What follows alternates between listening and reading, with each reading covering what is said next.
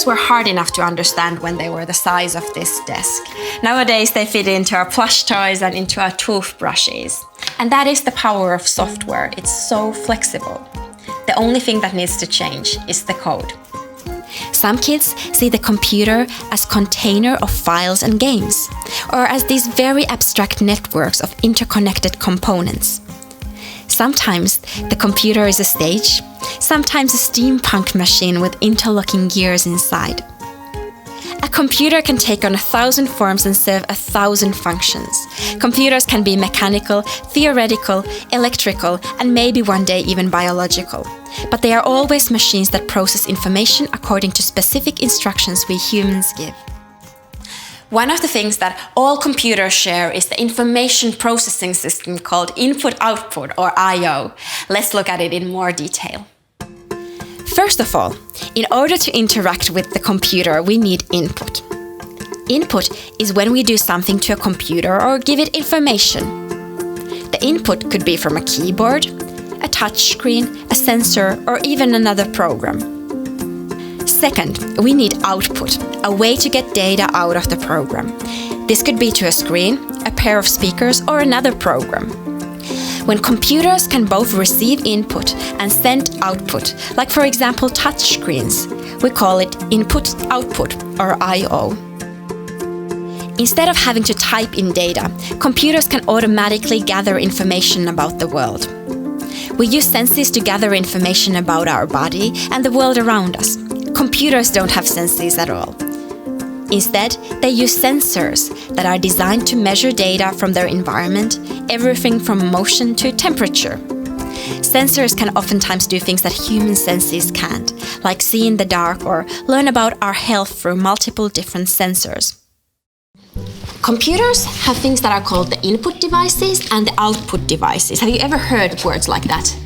No, they're really hard words, but actually they are things that are fairly common. So computers, everyone has used a mouse, right? That's an input device. Everyone has used a keyboard. Yeah, that's an input device. What could an output device then be? It's the screen. It could be, what's this? Speakers, exactly. What is this? This is actually fairly hard. A charger. A charger, yeah. It's like a wireless charger device. What about... Power bank. Yeah, power bank. What about this? A charger. This is a charger, yeah. What is this? Just clear. It's like you can maybe play music. No. Beep, beep, beep, beep. Printer. A printer, yes. A printer is an output device. What about this? Speaker. Speaker, oh no, microphone, yeah. This is a microphone, and would that be an input or an output device? Input, exactly. So input device, and then an output device. Good job.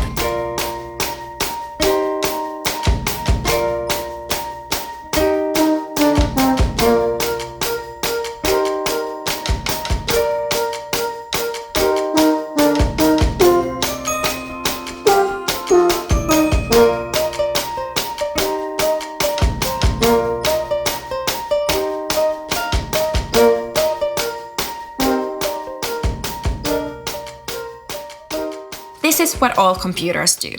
Whether it's the annoying beeping noise you hear when you forget to buckle your seatbelt in a car, or when you swipe your card in a store, or you use a self-driving car.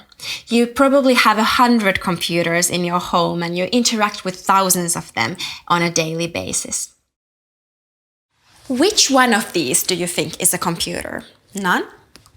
Well, you know, a car is a computer. It has a navigation system inside of it. And a dog might not be a computer, but it has a collar, and the collar might have a computer inside of it.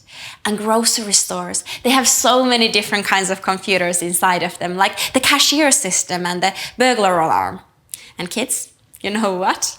In Japan, toilets are computers, and there's even hackers who hack them. And we go further, and I give the children these little stickers with an on-off button on them. And I tell the kids, today you have this magic ability to make anything in this room into a computer.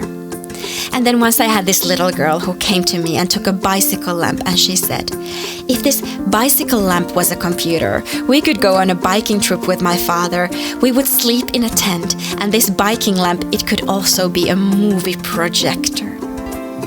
And that's the moment I'm looking for. The moment when the kid realizes that the world is definitely not ready yet. That a really awesome way of making the world more ready is by building technology, and that each one of us can be a part of that change. This is the last generation of kids that will remember a computer by the keyboard and the screen. The next generation is already chatting away with computers. The very first computers in the world were humans.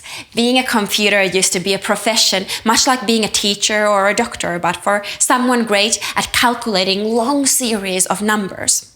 The word technology comes from Greek, and it means the tools to solve a problem, but also the skills and competencies that us humans bring into the problem solving. Today's technology is the computer, but yesterday's technology was the combustion engine, and before that it was the bicycle. We don't know what the future of technology will look like, but we do know that we humans will be involved.